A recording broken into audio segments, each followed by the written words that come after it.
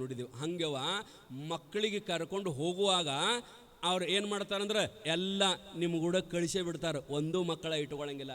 ಅಕಸ್ಮಾತ್ ಜಾತ್ರೆಗೆ ಹೋಗೋದಾಯ್ತಂದ್ರೆ, ಮಕ್ಕಳಿಗೆ ತಗೊಂಡು ಜಾತ್ರೆಗೆ ಹೋಗೋದಾಯ್ತಂದ್ರೆ ಎಲ್ಲನೂ ಕರ್ಕೊಂಡು ಹೋಗುತ್ತೀರಿ ನೀವು, ಅವ ಒಂದೂ ಕರ್ಕೊಂಡು ಹೋಗಂಗಿಲ್ಲ. ಜಾತ್ರೆ ಇತ್ತು ಅಂತಂದ್ರೆ ಮಕ್ಕಳು ಬೆನ್ನು ಹತ್ತಾರೆ, ಅವ ತಾಕೀತು ಮಾಡಿ ಕರ್ಕೊಂಡು ಹೋಗೋಣ. ಬರ್ರಿ ಅಪ್ಪ ತಾಕೀತು ಮಾಡಿ ಕರ್ಕೊಂಡು ಹೋಗ್ಕಾನ್ರಿ. ಮತ್ತು ಅದಕ್ಕೆ ಅಂತಾರೆ ನೋಡ್ರಿ, ಏನಂತಂದ್ರೆ ಗಂಡ್ಮಕ್ಳ ಬಗಲಾಗ ಕೂಸು ನಿಂದ್ರಂಗಿಲ್ಲ, ಹೆಣ್ಮಕ್ಳ ಬಾಯಾಗ ನಿಮ್ಗೆ ಗೊತ್ತಾರತಿಲ್ಲ ಅನವರ್ಲೆ. ಮತ್ತು ಗಂಡ್ಮಕ್ಳ ಬಗಲಾಗ ಕೂಸು ನಿಂದ್ರಂಗಿಲ್ಲ, ಹೆಣ್ಮಕ್ಳು ಬಾಯಿಯೊಳಗೆ ಮಾತು ನಿಂದ್ರಂಗಿಲ್ಲ ಅಂತ. ಹಂಗೆ ಮತ್ತು ಅವಕ್ಕೆ ಹೆಂಗೆ ಕೂಸು ಗಪ್ಪಕತ್ರಿ? ಅವ್ರು ಕೂಸು ಗಪ್ಪ ಹೆಂಗೆ ಮಾಡ್ತಾರೆ ಗೊತ್ತೇನ್ರಿ? ಹುಡುಗ ಅಳ್ಳಾಕತ್ತಿತ್ತು ಅಂದ್ರೆ ಮುಂದೆ ಕೊಂಡ್ರು, ಏಯ್ ನಿನ್ನ ಗಪ್ಪಕತ್ತೇನ್ರಿ ಹಿಂಗಂದ್ರೆ ಹಿಂಗೆ ಕೈ ಮಾಡಿದ್ರೆ ಮಾತಾಡೋ ಚೀರ್ತೈತೆ. ಅದನ್ನು ನೀವು ಬಂದ್ರಿ ಅಂದ್ರೆ ಹಿಂಗೆ ತಗೊಂಡು ಹೆಗಲ ಮ್ಯಾಗ ಹಾಕಿ ದುಬ್ಬದಾಗ ಕೈ ಆಡಿಸಿರ ಕೂಸು ಗಪ್ಪ ಏನು ಮಂತ್ರ ಹಾಕ್ತೀರಿ ಅಂಬಲ್ ನೋಡ್ರಿ. ಅವ ಕೂಸು ಸಣ್ಣ ಹುಡುಗ ಅಪ್ಪನ ಕೂಡ ಜಾತ್ರೆಗೆ ಬೆನ್ನು ಹತ್ತಿದಂತ. ಯಪ್ಪ ನಾನು ಜಾತ್ರೆಗೆ ಬರ್ತೀನಿ. ಅರೆ ಜಾತ್ರೆಗೆ ಬರ್ತಿಕರೆ ಜಾತ್ರೆಗೆ ಬಂದ್ರೆ ಏನು ಮಾಡ್ಬೇಕಂದ್ರೆ ನನ್ನ ಕೈ ಹಿಡ್ದ ಒಟ್ಟ ಕೈ ಬಿಡಬಾರ್ದು. ಕೈ ಬಿಟ್ಟು ಅಂದ್ರೆ ನಡೆಯಂಗಿಲ್ಲ ನೋಡು ಅಂತ ತಿಳ್ಕೊಂಡು ತಾಕೀತು ಮಾಡಿದ. ಹ್ಞೂ ಯಪ್ಪ ನಾ ಕೈ ಹಿಡಿತೀನಿ, ಕೈ ಹಿಡ್ಕೋತೀನಿ ಅಂತ ತಿಳ್ಕೊಂಡು ಹುಡುಗ ಬಂದ. ಜಾತ್ರೆ ಕರ್ಕೊಂಡು ಅಡ್ಡಾಡಕತ್ತಿದ. ಅಪ್ಪಂದು ಕೈ ಹಿಡ್ದ ಹುಡುಗ, ಹಾಗೆ ಅಡ್ಡಾಡಕತ್ತಿದ. ಜಾತ್ರೆ ಸಣ್ಣ ಹುಡುಗರಿಗೆ ಪಿ ಗಾಡಿ ಮೋಟ್ರ ಅದು ಇದು ಎಲ್ಲ ಇರ್ತಿತ್ತಲ್ಲ, ಅದನ್ನೆಲ್ಲ ನೋಡೋಣ ಆ ಕೂಸಿಗೆ ಹೆಂಗೆ ಅನಿಸ್ತಿತ್ತಂದ್ರೆ ಹಬ್ಬ ಜಾತ್ರೆ ಅದು ಏನು ಮನಗಂಡ ಸ್ವರ್ಗಣೆ ಅನಿಸ್ತಿತ್ತು ಆ ಹುಡುಗಗ. ಆ ಜಾತ್ರೆ ನೋಡೋಣ, ಕೂಸಿಗೆ ಜಾತ್ರೆ ನೋಡೋಣ ಸ್ವರ್ಗ ಅನಿಸಿ ಕುಣಿದಾಡ್ತಿತ್ತು. ಅದು ಹಂಗೆ ಜಾತ್ರೆ ನೋಡ್ಕೋತ ಮುಂದೆ ಹೋಯಿತು ಅಂದ್ರೆ ಏನೋ ಗದ್ದಲದಾಗ ಒತ್ತಾಡಿ ಕೂಸಿಗೆ ಅಪ್ಪಗ ಕೈ ಬಿಡ್ತು. ಅವ ಮುಂದೆ ಹೋದ, ಇದು ಹುಂದಿಳುತ್ತಿ.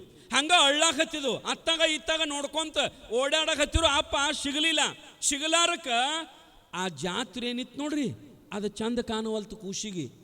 ಯಾವ ಅಂಗಡಿ ನೋಡಿದಲ್ಲ ಅದ ಅಂಗಡಿ ನೋಡಿ ಕುಣಿತಿದ್ದ.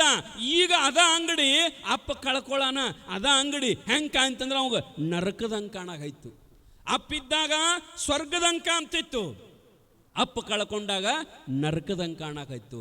ಹಂಗ ತಾಯಂದಿರ, ನಿಮ್ಮ ಮೃತ್ಯುಂಜಯ ಮಹಾಸ್ವಾಮಿಗಳು ನಿಮ್ಮೆಲ್ಲರಿಗೆ ತಂದೆ ಇದ್ದಂಗೆ. ಅವ್ರ ಕೈ ಎಲ್ಲಿ ತಕ್ಕ ಹಿಡ್ದಿರ್ತೀರಿ ಅಲ್ಲಿ ತಕ್ಕ ಈ ಬದುಕು ಸ್ವರ್ಗದಂಗ ಕಾಣ್ತದ. ಯಾವಾಗ ಅವ್ರ ಕೈ ಬಿಟ್ಟು ದೂರ ಹೋಗ್ತೀರಿ ಆಗ ನಮ್ಮ ಬದುಕು ನರಕದಂಗ ಆಗಿಬಿಡ್ತದ ನೋಡ್ರಿ. ಅವ್ರ ಕೈ ಎಲ್ಲಿ ತಕ್ಕ ಹಿಡಿತೀವಿ ಅಲ್ಲಿ ತಕ್ಕ ನಮಗೆ ಈ ಬದುಕು ಸ್ವರ್ಗದಂಗ ಕಾಣ್ತದ. ಮತ್ತು ಅವ್ರ ಕೈ ಬಿಟ್ಟು ದೂರ ಹೋದಿವಂದ್ರೆ ಇದು ನರಕ ಆಗುತ್ತದೆ ತಾಯಂದಿರ. ಅದಕ್ಕೇನಪ್ಪ ಅಂತಂದ್ರೆ ಇಷ್ಟು ದೊಡ್ಡ ಜಾತ್ರೆಯನ್ನು ತಾವೆಲ್ಲ ಆಯೋಜನೆ ಮಾಡಿಕೊಂಡು ಇವತ್ತು ಪಟ್ಟಿಗೆ ಹೋಗಿದ್ರಪ್ಪ ಅವರು. ಬಹುತೇಕ ಇವತ್ತು ಒಂದು 3 ಲಕ್ಷ ರೂಪಾಯಿ ಮೇಲೆ ಆಗಿರ್ಬೇಕು, ಕಡಿಮೆನಾಗಿರ್ಲಿಕ್ಕಿಲ್ಲ. ಪ್ರತಿ ದಿವಸ ಅಷ್ಟು ಕಾಣಿಕೆಯನ್ನು ಕೊಡ್ತೀರಿ ನೀವೆಲ್ಲ ಶ್ರೀಮಠಕ್ಕೆ, ಈ ಕಾರ್ಯಕ್ರಮಕ್ಕೆ. ಮೊದಲು 2-3 ಪಟ್ಟಿ ಮಾಡ್ತಿದ್ರು. ಇವತ್ತೇನಪ್ಪ ಅಂತಂದ್ರೆ ಈಗ ಅಪ್ಪ ಅವ್ರು ಬಂದ ಮೇಲೆ ಒಂದು ಪಟ್ಟಿ, ವರ್ಷಿಗೆ 1 ಪಟ್ಟಿ. ನಾನು ಒಂದು 2-3 ಮನೆಗೆ ಹೋಗೀನಿ. ಎಂಥ ಸದ್ಭಕ್ತರಿ ಮನುಕವಾಡ್ದಾಗ ಹೋಗಿ ಕುಂಡ್ರು ಕೊಡದ ಅಪ್ಪ ಅವ್ರ ಕೈಯಾಗ ತಂದು 5,000 ರೂಪಾಯಿ ಕೊಟ್ಟರು ಸದ್ಭಕ್ತರು. ಅಪ್ಪ ಅವ್ರು ಏನನ್ಲಿಲ್ಲ, ನೋಡಪ್ಪ ದೊಡ್ಡ ಜಾತ್ರೆ ಅದ ಇನ್ನಟ್ಟು ಕೊಡಂದಾಗ ಮತ್ತೆ 5,000 ತಂದು ಕೊಟ್ಟ. ಪುಣ್ಯಾತ್ಮರೇ, ಇದೆಲ್ಲ ನೀರಿಲ್ಲದ ನಾಡು ನಿಂಬುದು. ಇಲ್ಲಿ ಬೋರ್ ಹೊಡೆದ್ರೆ ನೀರು ಬರಂಗಿಲ್ಲ, ಬರೇ ಕೆನಾಲ್ ನೀರು ಬಂದರೆ ಕುಡಿಯಕ್ಕೆ ನೀರ. ಮಳೆ ಆದಾಗ ನಿಮ್ಮ ಬೆಳೆ. ಇಂಥವ್ರು 10,000 ರೂಪಾಯಿ ಕೊಡ್ತೀರಿ ಅಂದ್ರೆ ಈ ನಾಡಿನೊಳಗೆ ಹುಡುಕಾಡಿದ್ರು ನಿಮ್ಮಂಥ ಭಕ್ತರು ಸಿಗಂಗಿಲ್ಲ. ನಮ್ಮ ಕಡೆ ಬರ್ರಿ ನೋಡಕತ್ತಾರ, ಆ ಚಿಕ್ಕು ಹೊಳಿ ಈ ಚಿಕ್ಕು ಹೊಳಿ 100 ಫೂಟ್ ಹೊಡೆದ್ರೆ ಬೋರ. ಹಿಂಗೆಲ್ಲ ಇದ್ರು ನಮ್ಮ ಒಂದೋ ಜಿಲ್ಲಾದಾಗ 10 ಶುಗರ್ ಫ್ಯಾಕ್ಟ್ರಿ ಅದಾವ. 20,000 ಕೃಷಿಂಗಿದ್ದು ಕೋಟಿ ರೂಪಾಯಿ ಬರ್ತದ. ಆದ್ರೆ ನಮ್ಮಲ್ಲಿ ಏನದ ಅಂತಂದ್ರೆ ಬಾರ, ರೆಸ್ಟೋರೆಂಟ, ಆನಂತರ ದಾಬಾಗಳು, ಇವಕ್ಕೆ ಲೆಕ್ಕಿಲ್ಲ ಅಷ್ಟದಾವ ನಮ್ಮ ಕಡೆ. ನನಗಂತೂ ಅನಿಸ್ತದ ಸುಮ್ಮ ನೀರಿಲ್ಲದ ಊರು ಏನತ್ತಿಲ್ಲ ಹಿಂಗ ಪಾಡನಂತ ಅನ್ನಿಸ್ತದ ರೀ. ಯಾಕಂದ್ರೆ ಅನಾಡ್ಯಕ್ಕೆ ಖರ್ಚು ಮಾಡ್ತಾರೆ ಜನ ಎಲ್ಲ. ಆ ರೀತಿ ಆಗಬಾರ್ದು. ಪಟ್ಟಿ ಕೊಡಂದ್ರೆ ಒದ್ದಾಡ್ತದ ಮಂದಿ, ಆದರೆ ಇಲ್ಲಿ ಹಂಗಿಲ್ಲ. ಅದಕ್ಕೆ ತಾಯಂದಿರ ದಾಸೋಹ ಮಾಡಬೇಕು. ಹಿಂದಿನ ಶರಣರು ನಮ್ಮ ಸಂಪತ್ತಿಗೆ ಕಿಮ್ಮತ್ತು ಯಾವಾಗ ಬರ್ತದ ಅಂದ್ರ, ಮನುಷ್ಯನಿಗೆ ಕಿಮ್ಮತ್ತು ಯಾವಾಗ ಬರ್ತದ ಅಂದ್ರ ಇಂತಲ್ಲಿ ಬಂದು ಕುಂತಾಗ ಕಿಮ್ಮತ್ತು ಬರ್ತದ. ಇನ್ನು ಸಂಪತ್ತಕ್ಕೆ ನಮ್ಮಲ್ಲಿರ್ತಕ್ಕಂಥ ದುಡ್ಡಿಗೆ ಯಾವಾಗ ಕಿಮ್ಮತ್ತು ಬರ್ತದ ಅಂತಂದ್ರ ನೀವು ಎಷ್ಟು ಗಳಿಸಿರಿ ಅನ್ನೋದು ಮುಖ್ಯ ಅಲ್ಲ, ಗಳಿಸಿದ್ರೊಳಗೆ ಎಷ್ಟು ಬಳಸ್ತೀರಿ ಅನ್ನೋದು ಮುಖ್ಯ ಅದ. ಸಂಪತ್ತು ನಮಗೆ ಯಾವತ್ತೂ ಸುಖ ಕೊಡಂಗಿಲ್ಲ ತಾಯಂದಿರ, ಸಂಪತ್ತು ನಮಗೆ ಯಾವತ್ತೂ ಸುಖ ಕೊಡಂಗಿಲ್ಲ. ಮತ್ತು ಸುಖ ಕೊಡೋದು ಯಾವುದು ಅಂತಂದ್ರೆ ನಮ್ಮ ಮನ್ಯಾಗಿರ್ತಕ್ಕಂಥವ್ರು ನಾವೆಲ್ಲರೂ ಪ್ರೀತಿಯಿಂದ ಬದುಕಿದೀವಂದ್ರೆ ಅದಕ್ಕಿಂತಲೂ ಸುಖ ಯಾವುದೂ ಇಲ್ಲ, ಅದಕ್ಕಿಂತಲೂ ಸುಖ ಯಾವುದೂ ಇಲ್ಲ. ನಿಮ್ಗೆ ಗೊತ್ತಿರ್ಬೇಕು, 12ನೇ ಶತಮಾನದೊಳಗ ಕಾಶ್ಮೀರ ದೇಶದ ಅರಸು ಮಹಾದೇವ ಭೂಪಾಲ್ ಅವ ದೊಡ್ಡ ರಾಜ, ಆವತ್ತಿನ ಕಾಲದೊಳಗೆ ದೊಡ್ಡ ರಾಜ. ಆದ್ರೆ ಆ ಎಲ್ಲ ರಾಜ್ಯವನ್ನು ಬಿಟ್ಟ ಬಸವ ಕಲ್ಯಾಣದ ಕಡೆ ಮುಖ ಮಾಡ್ತಾನೆ. ಎದರ ಸಲುವಾಗಿ ಅಂತಂದ್ರೆ ಸುಖ ನೆಮ್ಮದಿ ಸಲುವಾಗಿ, ಸಂತೋಷದಿಂದ ಇರುವ ಸಲುವಾಗಿ ಸಂಪತ್ತನ್ನು ಬಿಟ್ಟು ಎಲ್ಲಿಗೆ ಬರಾಕ ತಯಾರಾಗ್ಯಾನಂತಂದ್ರೆ ಬಸವ ಕಲ್ಯಾಣಕ್ಕೆ ಬರಲಿಕ್ಕೆ ತಯಾರಾಗ್ಯಾನ. ಮೊನ್ನೆ ಅಪ್ಪ ಅವ್ರೊಂದು ಮಾತು ಹೇಳಿದ್ರು ನೋಡ್ರಿ, ಒಂದು ವೇಳೆ ರೊಕ್ಕದಿಂದ ಸುಖ ಸಿಗುತ್ತಿತ್ತು ಅಂದ್ರೆ, ಸಂಪತ್ತಿನಿಂದನ ಸಂತೋಷ ಸಿಗುತ್ತಿತ್ತು ಅಂದ್ರಣ ಸಿ.ಜೆ. ರಾಯ್ ಅವರು ಯಾಕೆ ಗುಂಡು ಹಾಕೋಬೇಕಾಗಿತ್ತು, ಯಾಕೆ ಗುಂಡು ಹಾಕೋಬೇಕಾಗಿತ್ತು? ಅದರ ಜೊತೆಗೆ ಕಾಶ್ಮೀರದ ಅರಸು ಎಲ್ಲ ರಾಜ್ಯವನ್ನು ಯಾಕೆ ಬಿಟ್ಟು ಬರಬೇಕಾಗಿತ್ತು? ಎಲ್ಲನೂ ಬಿಟ್ಟು ಹೊರಗೆ ಬಂದು ನಿಂತು ತನ್ನ ರಾಜ್ಯವನ್ನು ನೋಡಿ ಒಂದು ಮಾತಂತಾನೆ, ಹೆಂಡತಿನೂ ಬಂದು ಅಂದ್ಲಂತ, ನೀವು ಎಲ್ಲಿ ಹೊಂಟೀರಿ? ಇಲ್ಲ, ನೀನು ಮಕ್ಕಳ ಜೊತೆಗೆ ಆರಾಮ್ ಇರು, ಮಕ್ಕಳ ಜೊತೆಗೆ ನೀನು ಆರಾಮ್ ಇರು. ನಾ ಎಲ್ಲಿ ಹೋಗ್ತಾನಂತಂದ್ರ ಬಸವಣ್ಣನ ಕರೆ ಬಂದದ ನನಗ, ನನ್ನ ಜೀವನವನ್ನ ಪರಮಾರ್ಥದಲ್ಲಿ ನಾನು ಸವಿಸ್ತೀನಿ, ನಾನು ಕಳೀತೀನಿ, ಅದಕ್ಕೆ ನೀ ಇಲ್ಲೇ ಇರು, ನಾನು ಮಾತ್ರ ಹೋಗ್ತಾನಂತಂದಾಗ ಆಕಿ ಅಂತಾಳ, ನಾನು ಆ ಕಡೆನ ಬರ್ತೇನ್ರಿ. ನೋಡ್ರಿ, ಹೆಣ್ಮಕ್ಳು ಭಾಳ ಶಾಣ್ಯರು. ಅದಕ್ಕೆ ಶ್ರೀಮನ್ ನಿಜಗುಣ ಶಿವಯೋಗಿಗಳು ಬರೀತಾರೆ, ಮತಿಯುಂಟೆ ಜಡರಿಗೆ ಅದ್ವೈತವನರಿಯಲ್ಕೆ, ಸತಿ ನೀನೆ ಸುಕೃತಿ ಪೇಳ್ವೆನು ಕೇಳು.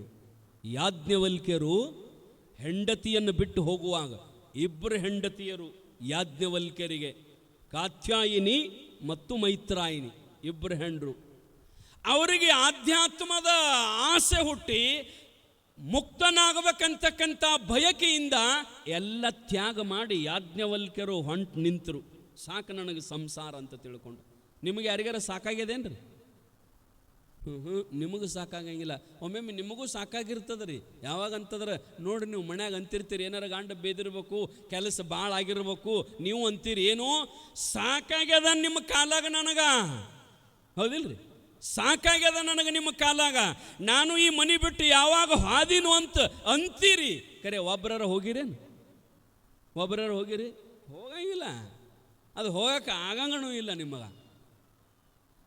ಯಾಜ್ಞವಲ್ಕ್ಯರು ನಾ ಬಿಟ್ಟು ಹೋಗ್ಕಣಂತಂದಾಗ ಒಬ್ಬ ಹೆಣ್ಮಗಳು ಎರಡು ಪಾಲನ ಮಾಡಿದ್ರಂತ ಆಸ್ತಿ ಒಳಗೆ ಅವರು, ನೀವಂತುಗೋ. ಆಗ ಕಾತ್ಯಾಯಿನಿ ಏನು ಮಾಡಿದ್ಲಂತಂದ್ರೆ, ಆಯ್ತು ರೀ, ಈ ಆಸ್ತಿ ತಗೊಂಡು ನಾ ಆರಾಮಿರ್ತನಂತ ತಿಳ್ಕೊಂಡಾಕಿ ಇದ್ದಳು. ಆದ್ರೆ ಮೈತ್ರಾಯಿನಿ ಪ್ರಶ್ನೆ ಮಾಡ್ತಾಳೆ, ಎಲ್ಲಿ ಹೋಗ್ತೀರಿ ನೀವು?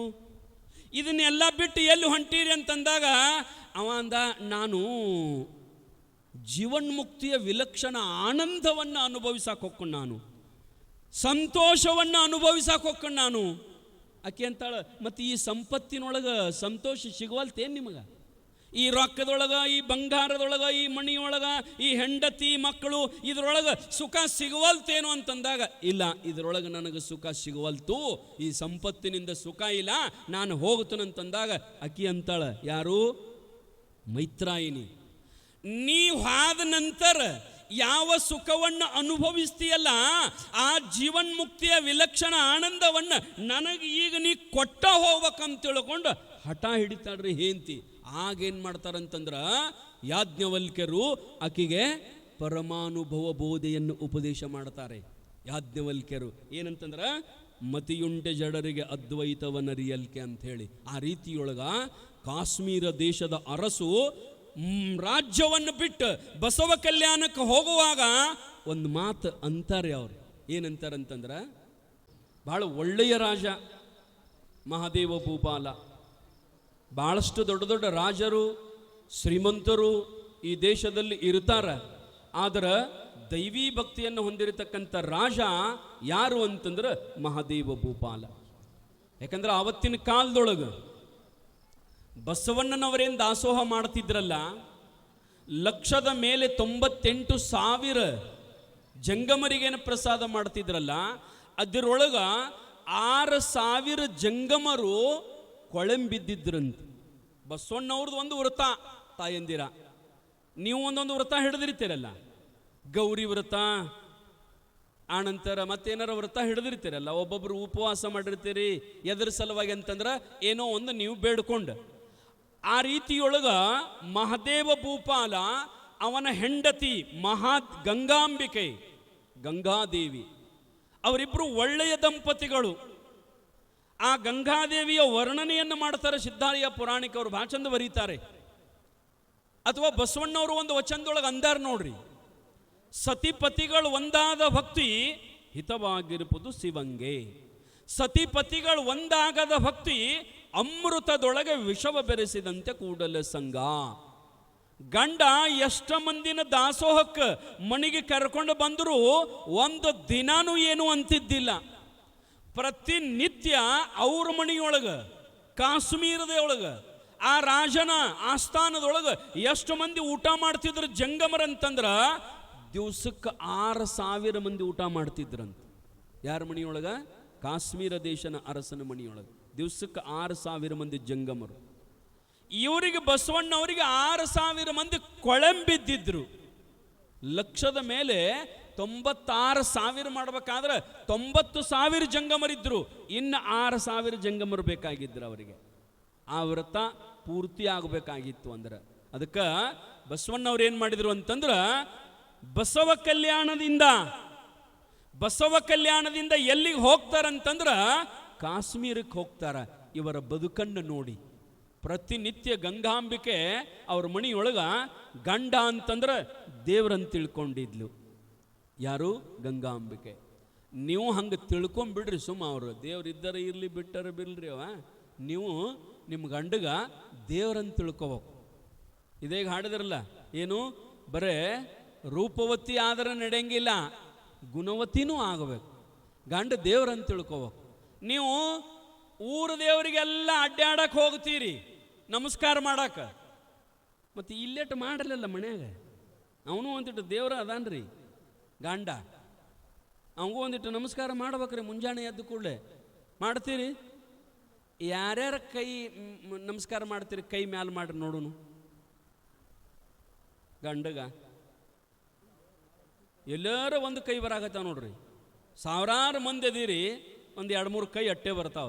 ನೀವು ಕೈ ಎತ್ತಿದವ್ರು ದಿವಸ ಮಾಡ್ತಿರೋ, ವಾರಕ್ಕೊಮ್ಮೆ, ಏನು ತಿಂಗಳಿಗೊಮ್ಮೆ, ಏನು ಭೀಮನ ಅಮಾವಾಸ್ಯೆ ದಿವಸ ಅಟ್ಟೋನು? ಪ್ರತಿ ದಿವಸ ಗಂಡನ ಕಾಲಿಗೆ ನಮಸ್ಕಾರ ಮಾಡ್ಬೇಕ್ರಿ ಅವ್ವ. ಗಂಡನೇ ದೇವರೆಂದು ತಿಳಿರವ್ವ. ಗಂಡನ ದೇವರಂತೂ ತಿಳ್ಕೋರಿ. ಗಂಡನಕ್ಕಿಂತಲೂ ಬೇರೆ ಯಾವ ದೇವ್ರನೂ ಇಲ್ಲ. ನೀವು ಊರಾಗ ದೇವ್ರಿಗೆ ಹೋಗ್ರಿ ಬ್ಯಾಡ ಅನ್ನಂಗಿಲ್ಲ, ಯಾವ ದೇವ್ರಿಗೆ ಬೇಕಾದವ್ರಿಗೆ ಹೋದ್ರಿ. ಆದ್ರೆ ಎದ್ದು ಕೂಡಲೇ ಮೊದಲು ಏನು ಮಾಡ್ರಿ ಅಂತಂದ್ರೆ ನಿಮ್ಮ ಗಂಡನ ಕಾಲಿಗೆ ನಮಸ್ಕಾರ ಮಾಡ್ರಿ. ನಮಸ್ಕಾರ ಮಾಡಿ ಉಳ್ದದ್ದು ಯಾವ ದೇವ್ರಿಗಾರ ಎಲ್ಲಾರ ಹೋಗಿ ನಮಸ್ಕಾರ ಮಾಡ್ರಿ. ನಾಳಿಂದ ಒಂದಿಟ್ಟು ಮಾಡ್ಯಾರ ಮಾಡ್ರಿವ. ಮತ್ತು ನಾ ಹೇಳ್ತಿರ್ತೀನಲ್ಲ ಏನಂತಂದ್ರೆ, ಪುರಾಣ ಪ್ರವಚನ ಕೇಳಿ ಒಂದಿಟ್ಟು ಬದಲಾವಣೆ ಆಗ್ಬೇಕಲ್ರಿ ಅವ. ನಮ್ಮೂರಾಗ ಮೃತ್ಯುಂಜಯಪ್ಪಗಳ ಪ್ರವಚನ ಹಚ್ಚಿದ್ರು, ಜಾತ್ರೆ ಇತ್ತು. ಜಾತ್ರೆಯಿಂದ ನಾವು ಏನು ಮಾಡಕತ್ತೀವಿ ಅಂತಂದ್ರೆ, ಒಬ್ಬರು ಸ್ವಾಮಿಗಳು ಬಂದಿದ್ರು ಪ್ರವಚನಕ್ಕೆ, ದಿವಸ ಕಾಲಿಗೆ ಬೀಳಂದಾರ, ನಾವು ಬೀಳಾಕತ್ತೀವಂತ ಬದಲಾವಣೆ ಆಗ್ಬೇಕಲ್ರಿ ಅವ. ಎದ್ದು ಕೂಡಲೇ ಒಂದು ಯಾಕೆ ನಮಸ್ಕಾರ ಮಾಡೋದಂದ್ರೆ ಅವ ಮಕ್ಕಳಿಗೆ ಸಂಸ್ಕಾರ ಬೀಳ್ತದ. ಈಗ ನೀನು ನಿನ್ನ ಗಂಡನ ಕಾಲಿಗೆ ನಮಸ್ಕಾರ ಮಾಡಿದಿ ಅಂದ್ರೆ ನಿನ್ನ ಸೊಸಿ ಬಂದ ನಿನ್ನ ಮಗನ ಕಾಲಿಗೂ ನಮಸ್ಕಾರ ಮಾಡ್ತಾಳ. ನಿನ್ನ ಮಗನ ಕಾಲಿಗೆ ಹಂಗ ನಮಸ್ಕಾರ ಮಾಡಂಗಿಲ್ಲಕಿ. ನೀ ಮೊದಲು ಮಾಡಿದಿ ಅಂದ್ರೆ ನಿನ್ನ ನೋಡಿ, ನೀ ಹೇಳಬೇಡ, ಬರೀ ನೀ ಕಾಲಿಗೆ ನಮಸ್ಕಾರ ಮಾಡೋದು ನೋಡಿ ನಿನ್ನ ಸೊಸಿ ನಿನ್ನ ಮಗನ ಕಾಲಿಗೆ ನಮಸ್ಕಾರ ಮಾಡ್ತಾಳೆವಾ. ಹಂಗ ಮತ್ತು ನಿನ್ನ ಮಗಳು ಹೋಗಿರ್ತಾಳಲ್ಲ ಇನ್ನೊಬ್ಬರ ಮನೆಗೆ, ಗಂಡನ ಮನೆಗೆ, ನಮ್ಮವ್ವ ನಮ್ಮ ಅಪ್ಪನ ಕಾಲಿಗೆ ನಮಸ್ಕಾರ ಮಾಡ್ತಿದ್ಲು, ನಾನು ನನ್ನ ಗಂಡನ ಕಾಲಿಗೆ ನಮಸ್ಕಾರ ಮಾಡ್ತಾನಂತ ತಿಳ್ಕೊಂಡು ಗಂಡನ ಮನೆಗೆ ಹಾದ ನಿನ್ನ ಮಗಳೂ ಆ ಗಂಡನ ಕಾಲಿಗೆ ನಮಸ್ಕಾರ ಮಾಡ್ತಾಳ, ಆ ಮಣಿಯೊಳಗೆ ಚಂದ ಬಾಳೆ ಮಾಡಿ ನಿಮ್ಮ ಮನೆತನದ ಕೀರ್ತಿ ತರ್ತಾಳ. ಇವು ಎರಡಕ್ಕೂ ಕಾರಣ ಯಾವುದು ಅಂತಂದ್ರೆ ನಿನ್ನ ಗಂಡನ ಕಾಲಿಗೆ ನಮಸ್ಕಾರ ಮಾಡಿದ್ರೆ ಮಾತ್ರ ಅರಿಯವ ಇದು. ಅದಕ್ಕೆ ನಾಳಿಂದ ನಮಸ್ಕಾರ ಮಾಡ್ತೀರಿ? ಕರೆ ಹೇಳ್ರಿ. ಮತ್ತು ನೀವು ನಮಸ್ಕಾರ ಮಾಡ್ತಾನಂದ್ರೆ ಅಟ್ಟ ಬಿಡ್ತೀನಿ ನಾನು, ಇಲ್ಲಾಂದ್ರೆ ನಾ ಹಂಗೆ ಹೇಳವನೇ ಇದನ್ನೇ ಮಾಡ್ತೀರವ. ಹ್ಞೂ ನಾನು ಮರ್ಲೆ ಒಬ್ಬರು ಏನ್ರಿ ನಿಮ್ಮ ಗಂಡನ ಕಾಲಿಗೆ ನೀವು ನಮಸ್ಕಾರ ಮಾಡಕ್ಕೆ ಏನು ದೊಡ್ಡ ಮುಗುಲು ಹರಿದು ಕೆಳಗೆ ಬೀಳ್ತದ? ಏನು ನಾವೇನು ಬೇರೆದವ್ರ ಕಾಲಿಗೆ ನಮಸ್ಕಾರ ಮಾಡಕತ್ತಿದ್ದೀವಿ? ನಿಮ್ಮ ಗಂಡನ ಕಾಲಿಗೆ ನೀವು ನಮಸ್ಕಾರ ಮಾಡಕ್ಕೆ ಅದಕ್ಕೇನಾಗ್ತದ ರೀ? ಎಲ್ಲರೂ ನಾಳೆಯಿಂದ ನಮಸ್ಕಾರ ಮಾಡ್ತೀರಿ? ನೀವು ಹಂಗ ಕೈ ಎತ್ತಿ ಹೇಳಿದ್ರೆ ನಾವು ಕೇಳಂಗಿಲ್ಲ. ನೀವೇನಂತಂದ್ರೆ ಎಷ್ಟು ಮಂದಿ ಕುಂತೀರಿ ಎಲ್ಲರೂ ಸ್ವಾಮಿಗಳ ನೀವು ಹೇಳ್ದಂಗೆ ನಾಳಿಂದ ನಾವು ನಮ್ಮ ಗಂಡನ ಕಾಲಿಗೆ ತಪ್ಪಲಾರದ ನಮಸ್ಕಾರ ಮಾಡ್ತೀವ್ರಿ ಅಂತ ಎಲ್ಲರೂ ಒಂದ್ಸಾರಿ ಜೋರಾಗಿ ತಾಳೆ ಹಾಕಿರಿ ನೋಡೋಣ. ಅಲ್ಲೊಂದು ಅಟ್ಟ ಸಪ್ಪಳು ಬಂದು ರೀ, ಪೂರ ಬರಲಿಲ್ಲ, ಗ್ರೌಂಡ್ ಫುಲ್ ಬರಲಿಲ್ಲ. ಇನ್ನೊಂದ್ಸಾರಿ ಎಲ್ಲರೂ ಜೋರಾಗಿ ಮ್ಯಾಲ ಕೈ ಮಾಡಿ ಎಲ್ಲರೂ ನಮಸ್ಕಾರ ಮಾಡ್ತೀವಿ ಅಂತೇಳಿ. ನಾಳಿಂದ ಮತ್ತು ನಾಳೆ ಒಂದೇ ದಿವಸ ತಿಳ್ಕೊಂಡಿರಿ. ಮತ್ತು ನಿಮ್ಮ ಆಯುಷ್ಯ ಇರುವ ಪರ್ಯಂತರ ಗಂಡನ ಕಾಲಿಗೆ ನಮಸ್ಕಾರ ಮಾಡಬೇಕು. ಮತ್ತು ನೀವು ಕೈ ಎತ್ತಿ ಮೃತ್ಯುಂಜಯ ಅಪ್ಪನ ಜಾಗದಾಗ ಕುಂತು ಈ ಕೈ ಮೇಲೆ ಕೈ ಹಾಕೋದಂದ್ರೆ ಏನ್ರಿ? ತಾಳಿ ಬಡಿದು ಆನಿ ಮಾಡಿದಂಗಿದೆ ಆಣಿ. ಇದು ಕೈ ಮೇಲೆ ಕೈ ಹಾಕಿ ಮೃತ್ಯುಂಜಯ ಅಪ್ಪನ ಜಾಗದಾಗ ಕುಂತ ಆನಿ ಮಾಡಿ ಹೇಳ್ಯಾರಿ, ಈಗ ನನ್ನ ಮುಂದೆ ನಾಳೆ ನಮಸ್ಕಾರ ಮಾಡ್ತೀವಿ ಅಂತ ಹೇಳಿ. ನಾಳೆ ನಮಸ್ಕಾರ ಮಾಡ್ತೀರಿ? ಮಾಡ್ರಿ. ಇವ್ರು ನಮ್ಮ ಗಂಡು ಮಕ್ಕಳನ್ನ ಹಾಕತ್ತಾರ, ಕರ್ಸ್ರೆ ಇಂಥ ಸ್ವಾಮಿನ ಕರೆಸ್ಬೇಕು ನೋಡ್ರಿ. ಪಾಡ್ ನೋಡು ಕಾಲು ಪೀಲ್ ಬೀಳಿಸ್ತಾನ ಸ್ವಾಮಿ, ನಾಳೆ ಹೊರಗದ ಕಾಲು ಬೀಳ್ತಾರಂತ ಪಾಡ್ ನೋಡಂತ ಇವ್ರು ಅಂತಾರೆ. ಯಪ್ಪ ಅವರೆಲ್ಲ ನಿಮ್ಮ ಕಾಲು ಬೀಳ್ತಾನಂತ ಅಂತಾರೆ, ಇಲ್ಲ ನಂಗಿಲ್ಲ. ಅವ್ರು ನಮ್ಮ ಕಿವ್ಯಾಗ ಒಂದು ಮಾತು ಏನು ಹೇಳಕತ್ತಾರಂದ್ರೆ, ಸ್ವಾಮಿಗಳ ನೀವು ಹೇಳೋಕ್ಕಿಂತ ಮೊದಲು ನಾವೆಲ್ಲ ನಮ್ಮ ಗಂಡನ ಪಾದಕ್ಕೆ ನಮಸ್ಕಾರ ಮಾಡ್ತಿದ್ದೀವಿ, ಅವು ಏನಾಗ್ಯಾವಂತರ ಅವು ಪಾದೆಲ್ಲ ಬಾದಾಗಿಬಿಟ್ಟವು, ಪಾದದೊಳಗೆ ಏನು ಗಂಧ ಉಳಿದಿಲ್ಲ, ಅದಕ್ಕೆ ಪಾದ ಬಾದಾಗ್ಯಾವಂತ ಅನ್ನಕತ್ತಾರ. ನೀವು ಒಂದಿಟ್ಟು ನಿಮ್ಮ ಪಾದ ನೋಟ ಸ್ವಚ್ಛ ಇಟ್ಕೋಬೇಕ್ರಿಪ್ಪ. ಸ್ವಚ್ಛ ಇಟ್ಕೊಳ್ಳೋದು ಕೂಲೆ 1 ಕಿಲೋ ಸಾಬೂನು ಪುಡಿ ಮತ್ತು 1 ಬಕೆಟ್ ನೀರ ತೊಗೊಂಡು ಕೂತೀರಿ. ಹಂಗೆ ಸ್ವಚ್ಛ ಇಡೋದಲ್ರಿ. ಪಾದ ಸ್ವಚ್ಛ ಮಾಡ್ಕೊಳ್ಳೋದಂದ್ರೆ ಏನು? ನಿಮ್ಮ ಪಾದ ಹೋಗಬಾರದ ಜಾಗಕ್ಕೆ ಹೋಗಬಾರದು, ತಿನ್ನಬಾರದನ್ನು ತಿನ್ನಬಾರದು, ಸೇದಬಾರದನ್ನು ಸೇದಬಾರದು, ಹಣಿಕಾಕಿ ಆ ಕಡೆ ಈ ಕಡೆ ನೋಡಬಾರದು. ಹಂಗಿದ್ರಿ ಅಂದ್ರೆ ನಾಳೆ ಹೊರಗೆದ್ದ ಅವರು ನಿಮ್ಮ ಪಾದಕ್ಕೆ ಅವ್ರು ಯಾವ ಹೆಂಗಾರೆ ಇರ್ಲಡ್ರಿ ಅವ ಪಾದಗಳು ನಮ್ಮ ಗಂಟು ಬಿದ್ದಾವಲ್ಲ, ಮತ್ತೆ ಇನ್ನೇನು ಮಾಡೋದು?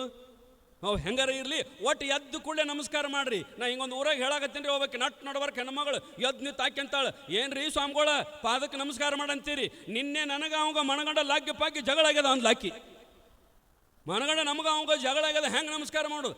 ನೀ ಜಗಳ ಆದ್ರೆ ಆಗೋದಕ್ಕಲ್ಲ ಅಯ್ಯವನ್ಯ ಮಕ್ಕೊಂಡಿರ್ತಾನ, ನೀ ಅವನಿಗಿಂತ ಮೊದಲು ಹೆಂಗೂ ಹೇಳತ್ತೀಯ, ರಗ್ ಹೊಸ್ಕೊಂಡು ತುಂಬ ಮಣ್ಕೊಂಡಿರ್ತೈತೆ ಅದು ಪಾಪ.